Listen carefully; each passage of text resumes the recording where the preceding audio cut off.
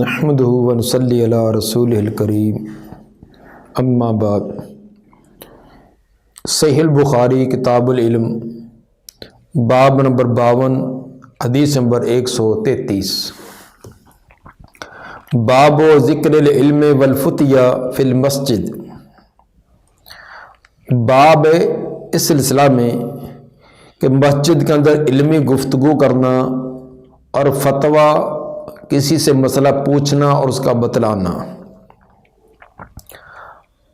یہ باب امام بخاری رحمہ اللہ نے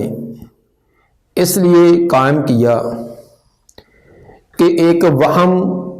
اور اعتراض آتا تھا کہ مساجد یہ عبادت کے لیے خاموشی کے ساتھ ذکر اذکار کرنے کی جگہ ہوتی ہے، تو کیا وہاں علمی گفتگو کرنا، کوئی مسئلہ پوچھنا بتلانا، اس کا جواز ہے یا نہیں؟ خصوصاً صحیح مسلم کی حدیث نمبر 285 میں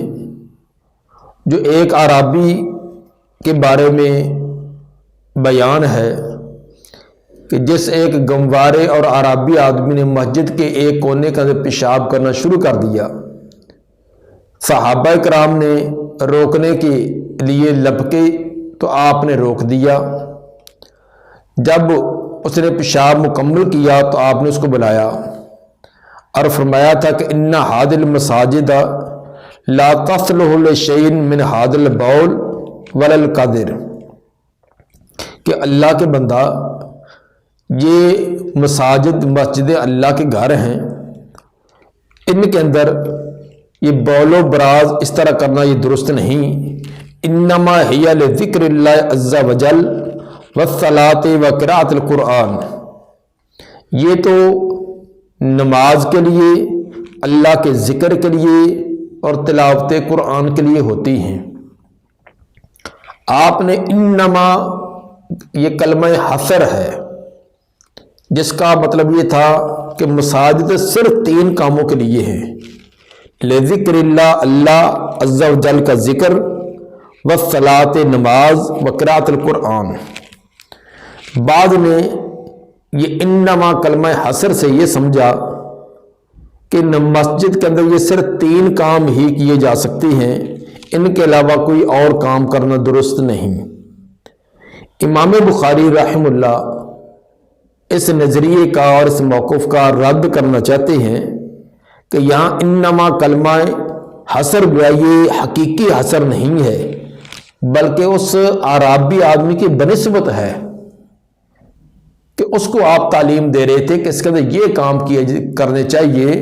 کہ جو آپ نے کام شروع کیا ہے وہ درست نہیں ہے کہ بول و براز اس میں شروع کر دے۔ یہاں تو اللہ کا ذکر، نماز، قرآن کی تلاوت، ایسے کام کرنے چاہیے۔ تو اب یہ مطلب نہیں کہ یہ صرف 3 ہی کام ہیں، ان کے علاوہ اور نہیں، ورنہ خود نبی صلی اللہ علیہ وآلہ وسلم نے مسجد کے اندر تعلیم و تربیت کا، بلکہ مسجد کے اندر تمام کے تمام معاملات مسجد نبوی کے اندر ہی ہوتے تھے، حتیٰ کہ مسجد نبوی جیسے تعلیم و تربیت کی جگہ تھی، اسی طرح عسکری تربیت کے لیے بھی تھی اور ایک عدالت بھی تھی، اور اسی طرح بہت سارے جتنے بھی معاملات رفاعی کام ہوتے تھے، عبادات، معاملات، یہ سارے کے سارے مسجد کے اندر طے پاتے تھے۔ تو اس بات کو ثابت کرنے کے لیے امام بخاری رحمہ اللہ یہ باب قائم کرتے ہیں کہ مسجد کے اندر تعلیم و تربیت یہ کام بھی کیے جا سکتے ہیں۔ اس سلسلہ میں حدیث لائی ہے، حدیث نمبر 133۔ قال حدثني قتيبة بن سعيد قال حدثنا الليث بن سعد قال حدثنا نافع مولى عبد الله بن عمر بن الخطاب عن عبد الله بن عمر ان رجلا قام في المسجد۔ حضرت عبداللہ بن عمر رضی اللہ عنہ فرماتے ہیں کہ ان رجلا قام في المسجد، ایک آدمی مسجد میں کھڑا ہوا، تو قال یا رسول اللہ، اس نے سوال کیا اللہ کے رسول، من این تأمرنا ان نحل، آپ کہاں سے ہمیں حکم دیتے ہیں کہ ہم احرام باندھیں؟ حج یا عمرے کا احرام ہم کہاں سے باندھیں، کس جگہ سے باندھیں، یہ ہمیں بتلائیے۔ فقال رسول اللہ صلی اللہ علیہ وسلم یحل اہل المدینۃ من ذوالحلیفہ۔ آپ صلی اللہ علیہ وسلم نے فرمایا کہ مدینہ والے لوگ وہ تو احرام ذوالحلیفہ جگہ سے باندھا کریں۔ وَيُحِلُّ أَهْلُ الشَّامِ مِنَ الْجُحْفَةِ، اور شامی لوگ یہ جوفہ کے مقام سے احرام باندھے۔ وَيُحِلُّ أَهْلُ نَجْدٍ مِنْ قَرْنٍ، اور اہل نجد لوگ یہ قرن المنازل جگہ سے احرام باندھے۔ اس کے اندر ثابت یہ کیا کہ ان رجلا قام فی المسجد، ایک آدمی نے مسجد کے اندر کھڑے ہو کر یہ سوال کیا، تو آپ نے مسجد کے اندر یہ علمی بات بتلائی ہے، تو یہ اس کے اندر علم کا بھی تذکرہ آ گیا اور فتویٰ بھی آ گیا۔ فتویٰ کا معنی بھی ہوتا ہے کسی مسئلے کا پوچھنا، تو گویا کہ آپ نے مسجد کے اندر آپ سے سوال کیا گیا اور مسجد کے اندر آپ نے اس کا جواب دیا۔ وقال ابن عمر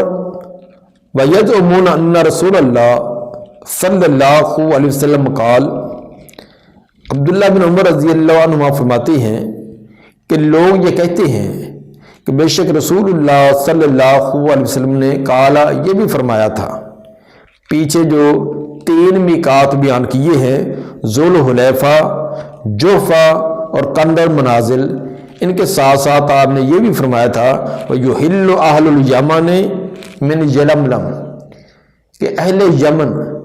یمن کی طرف سے آنے والے لوگ وہ یلملم جگہ سے احرام باندھے۔ وَقَانَ ابن عمر یقول، ابن عمر رضی اللہ تعالیٰ عنہ فرماتے تھے لم افقہ ہادی من رسول اللہ صلی اللہ علیہ وسلم، یہ بات، یہ آخری اہل یمن کا جو میقات یلملم ہے، یہ بات میں نبی صلی اللہ علیہ وسلم سے سمجھ نہ سکا۔ مطلب یہ ہے کہ جب آپ نے یہ میقات کا تذکرہ کیا تو پہلے 3 میقات کہ اہل مدینہ کا میقات جو ہے احرام باندھنے کی جگہ ذوالحلیفہ، اہل شام کا جوفہ اور اہل نجد کا قرن المنازل، یہ تو آپ کی گفتگو بات میں نے خود سنی سمجھی، لیکن اہل یمن کا جو میقات آپ نے یلملم بیان کیا یہ میں نہ سمجھ سکا۔ نہ سمجھنے کی کوئی بھی وجہ ہو سکتی ہے، مثلا آپ نے ایسا کہا ہے یا ان کی توجہ کسی اور طرف گئی ہے یا کسی نے اور بات کر دی ہے، تو کوئی بھی سبب بنا تو وہ اس بات کو نہ سمجھ سکے۔ اندازہ کیجئے کہ صحابہ کرام کا کس قدر احتیاط اور کس قدر امانت و دیانت ہے کہ جو بات نبی سے سنی سمجھی اس کو تو بالکل واضح بیان کر دیا، جس کے اندر معمولی سا بھی تردد تھا تو اس کی وضاحت کر دی کہ یہ بات میں خود نہیں سمجھ سکا۔ گویا کہ یہ بات عبداللہ بن عمر رضی اللہ تعالیٰ عنہما کو معلوم تھی کہ نبی نے فرمائی ہے، لیکن خود آپ سے نہیں سمجھ سکے، کسی اور سے یہ سنیے۔ اور عبداللہ بن عباس رضی اللہ عنہما یہ روایت بیان فرماتے ہیں، آگے حدیث نمبر 1524 میں یہ اس کی وضاحت ہے کہ آپ نے اہل یمن کا جو میقات و یلملم بیان کیا ہے، تو آپ کا یلملم جگہ کو میقات مقرر کرنا یہ ثابت ہے، لیکن حضرت عبداللہ بن عمر رضی اللہ تعالیٰ عنہما اپنے بارے میں فرماتے کہ میں یہ بات نہیں سمجھ سکا۔ اس قدر انہوں نے احتیاط نبی کے فرامین کو آگے پہنچانے میں کی ہے کہ معمولی سے لفظ کے اندر بھی، معمولی سے ابھی کوئی اس قدر شک ہے، تردد ہے یا ڈائریکٹ نہیں بلکہ کسی کے واسطے سے سنی تو اس کی بھی وضاحت کر دی۔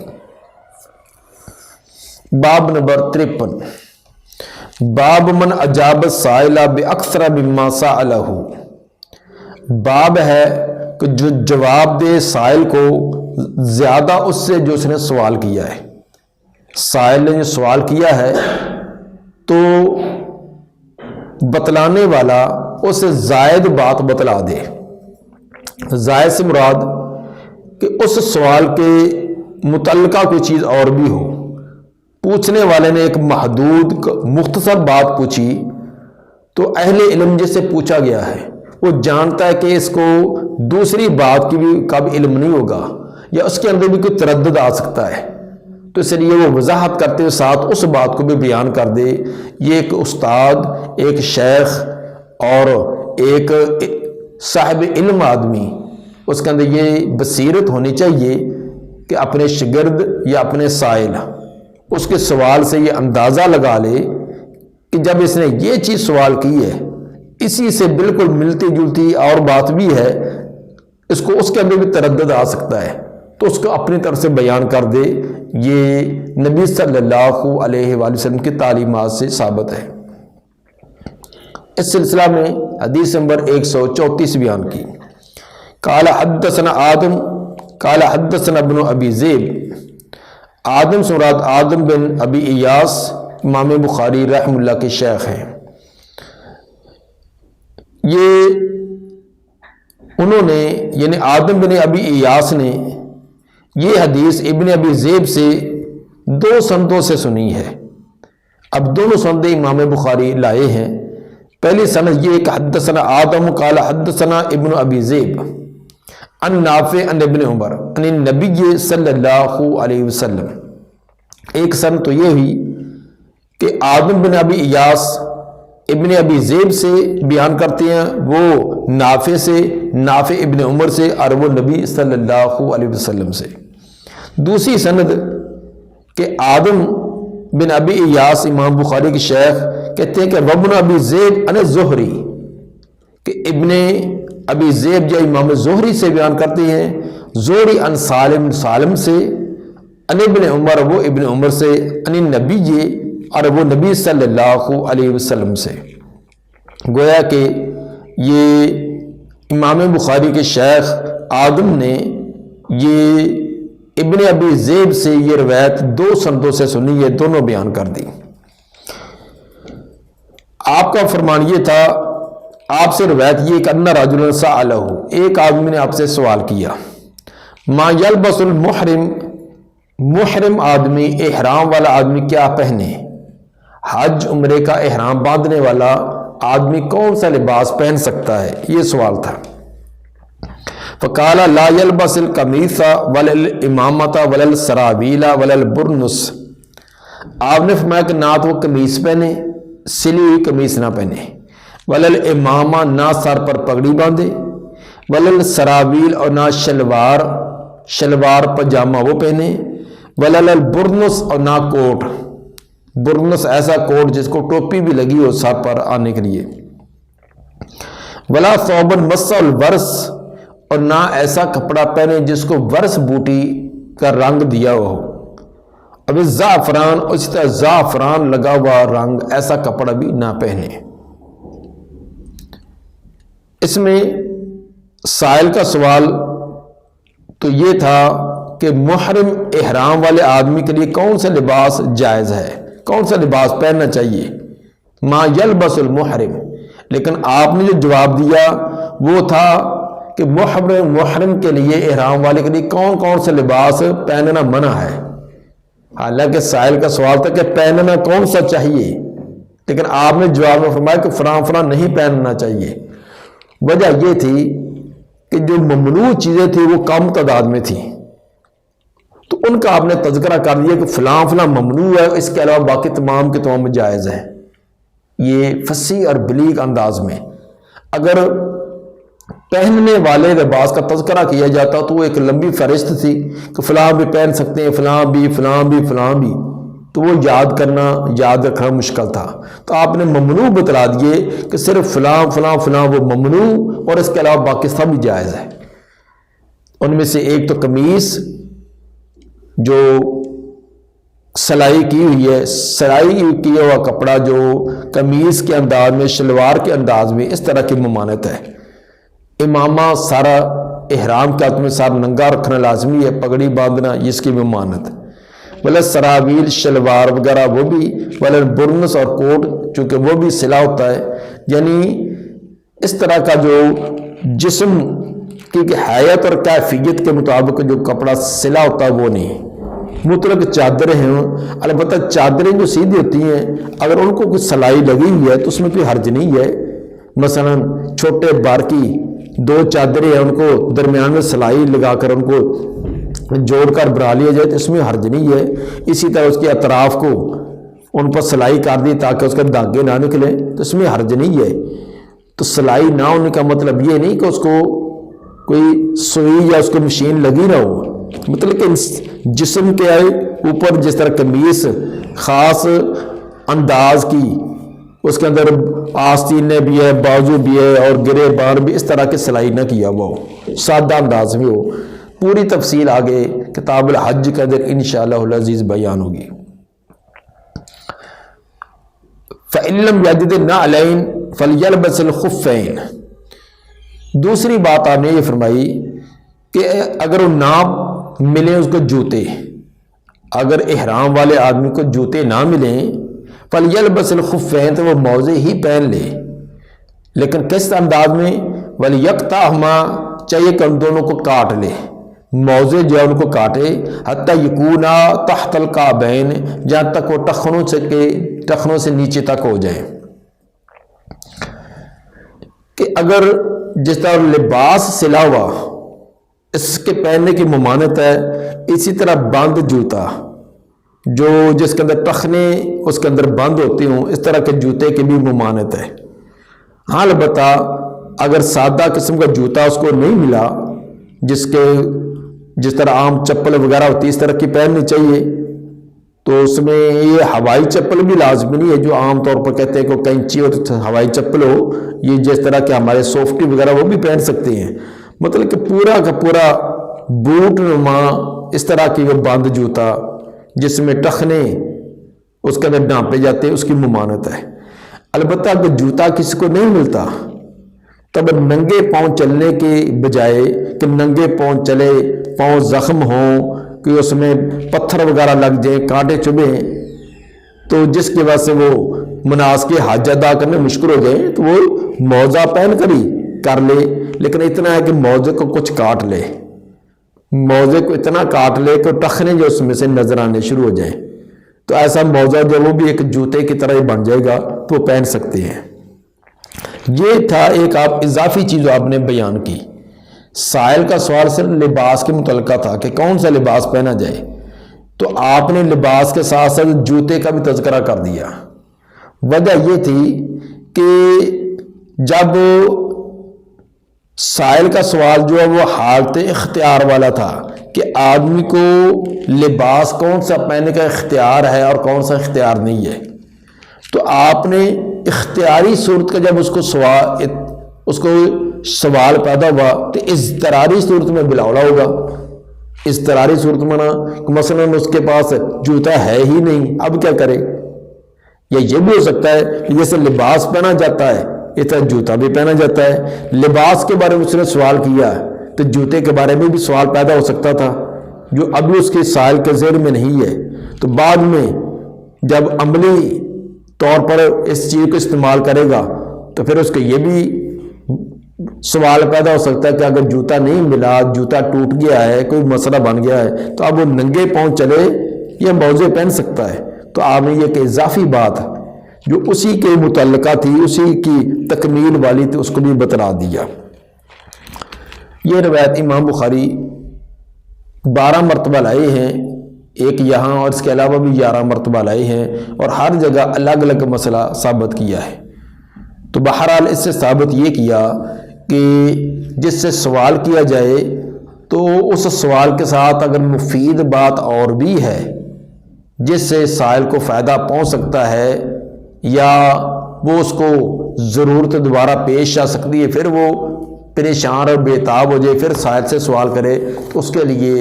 یہ استاد کو، شیخ کو،